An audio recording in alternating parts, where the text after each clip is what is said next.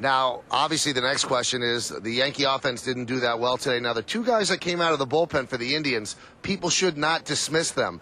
Perez and Betancourt, they call one righty Raffy and one lefty Raffy. Those guys are good. Yankees face the three best pitchers that the Indians have. Fausto Carmona is in there as well. You don't think the Yankees make any offensive changes tomorrow, do you? No, I don't think so. I think obviously if Michkiewicz can't play tomorrow, I think John B will be at first. Other than that, you'll see the same lineup. But again, Borowski didn't pitch tonight, so he's the guy in my mind that if you're in a close game, I think Wedge is not so comfortable. He's not a good matchup against the Yankees. I mean, he's a guy that doesn't have overpowering stuff to get some of these guys out. But I think Perez could be the key to this whole series because there's so many good left-handed hitters in the Yankee lineup. If he can come in late in the game and get big outs, it's only going to help the Indians. Now, something that Paul said really resonated with me, and I'm wondering if it translates to the other side as well. If the Indians had lost this game, well, all of a sudden they go back home and they think, you know what? The Yankees beat us 6 games. You know, we don't have a chance. Now, let's flip it over to the other side. The Yankees have been knocked out in the first round the last 2 years. The guys that have been here, do they start to go, wow, is it happening again?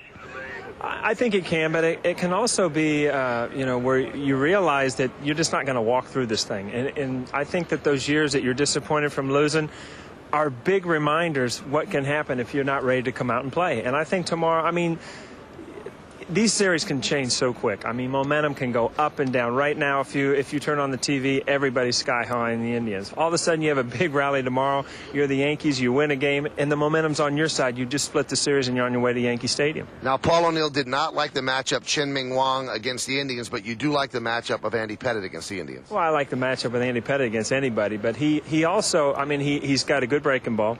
And he also is tough on left-handers. So, again, that's a better matchup on paper. I mean, again, Chien-Ming Wang's a great pitcher. He's had great success since he's been here.